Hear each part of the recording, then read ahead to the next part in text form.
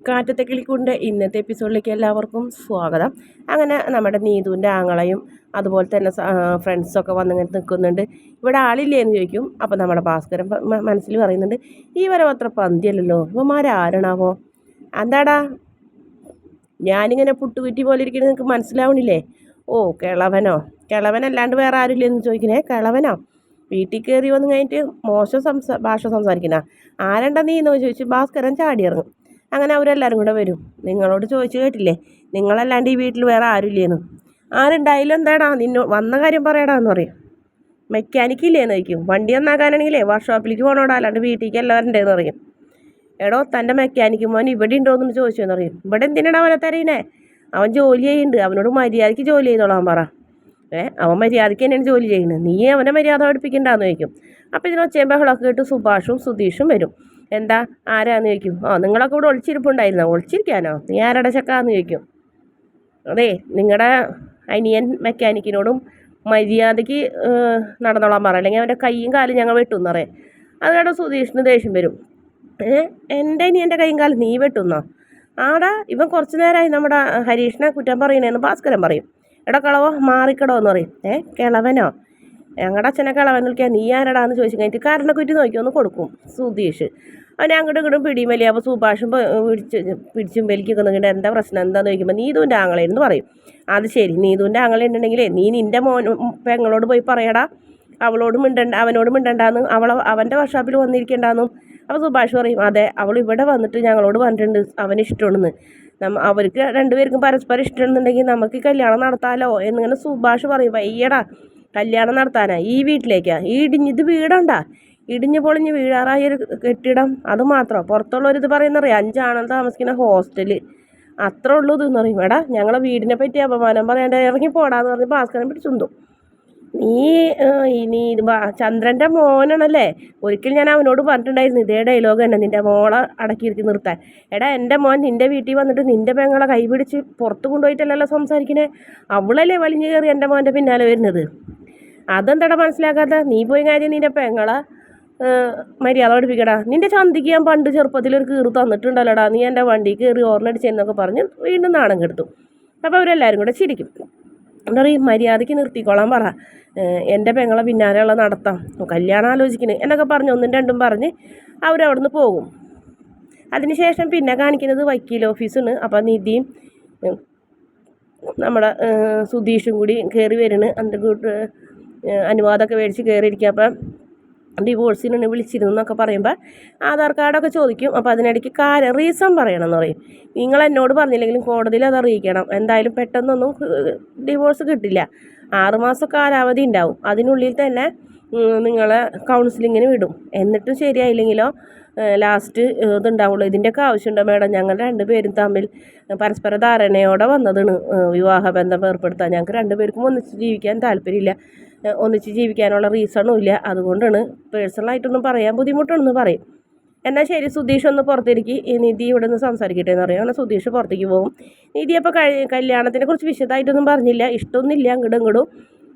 പെട്ടെന്നൊരു സാഹചര്യത്തിൽ ഇങ്ങനെ ഒരു വിവാഹം കഴിക്കേണ്ടി വന്നത് ലീഗലായിപ്പോയി, അപ്പോൾ ഡിവോഴ്സ് ആവണം, ഞങ്ങൾക്ക് 2 പേർക്കും 2 ആളുടെ ഇഷ്ടത്തിന് ജീവിക്കണം എന്നൊക്കെ പറയും.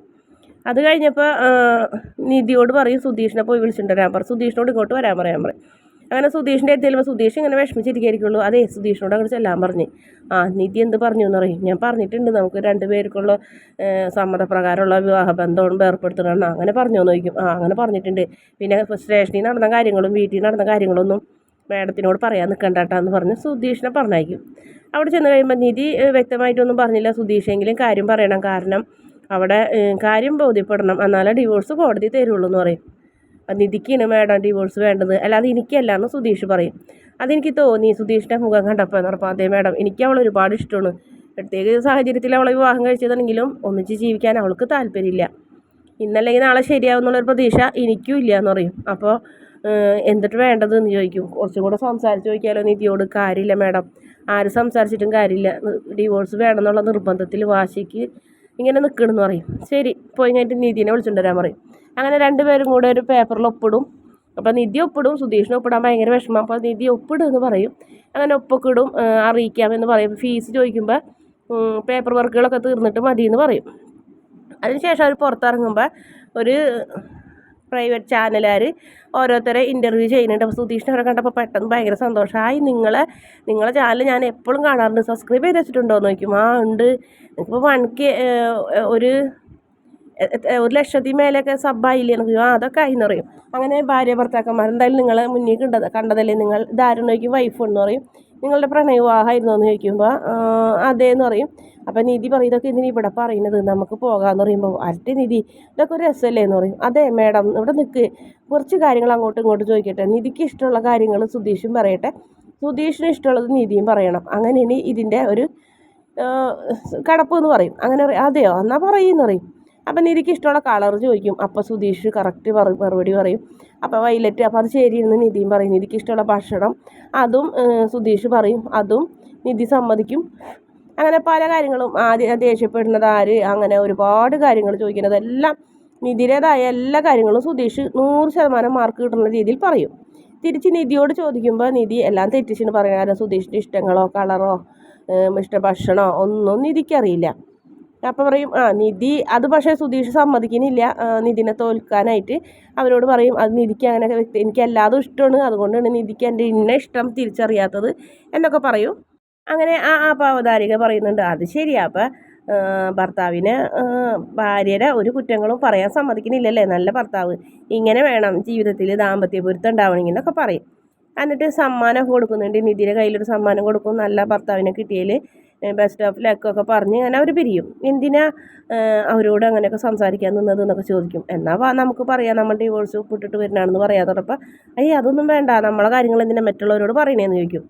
അതുമാത്രമല്ല, സുധീഷിന് എൻ്റെ ഇഷ്ടങ്ങളൊക്കെ എങ്ങനെ എത്ര കറക്റ്റായിട്ട് അറിയാമെന്ന് ചോദിക്കുമ്പോൾ സുധീഷ് ഒന്ന് വെറുതെ ഒന്ന് പുഞ്ചിരിക്കുന്നുള്ളൂ. കാരണം സുധീഷിനെ നിധിനെ എല്ലാം അറിയാമല്ലോ. നിധിക്കാണല്ലോ സുധീഷിനെ ഒന്നും മനസ്സിലാക്കാണ്ടും ഇങ്ങനെ ഡിവോഴ്സ് അന്വേഷിച്ച് നടക്കുന്നതും. പിന്നെ കാണിക്കുന്നത് പ്രമോഭാഗമാണ്. നമ്മുടെ ഹരീഷ് വരുമ്പോൾ അച്ഛൻ ചൂടാവുന്നുണ്ട്. എടാ, ഒരു പെണ്ണിനെ ഇഷ്ടമാണെന്ന് പറഞ്ഞ് വിളിച്ചിട്ടുണ്ട്, അന്ന് കൂടെ പൊറപ്പിക്കുകയാണ് ചെയ്യേണ്ടത്, അല്ലാതെ ആൾക്കാരെ കൊണ്ട് പറയിപ്പിക്കുകയല്ല. ഇത്തിരി ഇല്ലാത്ത ചെക്കന്മാർ വന്നു കഴിഞ്ഞിട്ട് എന്നെ എന്തെല്ലാമാണ് പറഞ്ഞതെന്നറിയാം. ഒരു വയസ്സായ ഒരു കാരണവരെന്നുള്ളൊരു മാന്യത പോലും കാണിക്കാതെ കിളവെന്നൊക്കെ വിളിച്ച് എന്നെ അപമാനിച്ച് വീട്ടിൽ കയറി വന്ന് അവർ പ്രശ്നം ഉണ്ടാക്കി എന്നൊക്കെ പറയും. ഒരു പെൺകുട്ടിക്ക് മനസ്സ് കൊടുത്തിട്ടുണ്ടെങ്കിൽ അവളെ വിവാഹം കഴിക്കണം, അങ്ങോട്ടും ഇങ്ങോട്ടായാലും. അതിൻ്റെ പരസ്പര സ്നേഹബന്ധം അങ്ങനെ ഇങ്ങനെയൊക്കെ വിവാഹത്തിനെക്കുറിച്ച് വിവാഹബന്ധത്തെക്കുറിച്ചൊക്കെ ഇങ്ങനെ ഓരോന്ന് പറയുന്നേ ഭാസ്കരൻ ദേഷ്യത്തോടെ. അപ്പോൾ നമ്മുടെ നിധിയുടെ മനസ്സിൽ പെട്ടെന്ന് ഒരു ചെറിയൊരു വിഷമം കയറി വരും. കാരണം വിവാഹത്തിനെ കുറിച്ച് നിധിക്ക് പ്രത്യേകിച്ച് ഒരു ഇതില്ലല്ലോ. അത് സുധീഷിനുണ്ട്, സുധീഷിൻ്റെ വീട്ടുകാർക്കും ഉണ്ട്. പക്ഷേ നിധി അത് കണക്കാക്കാത്ത കൊണ്ടുള്ള ഡിവോഴ്സിന് പോയത്.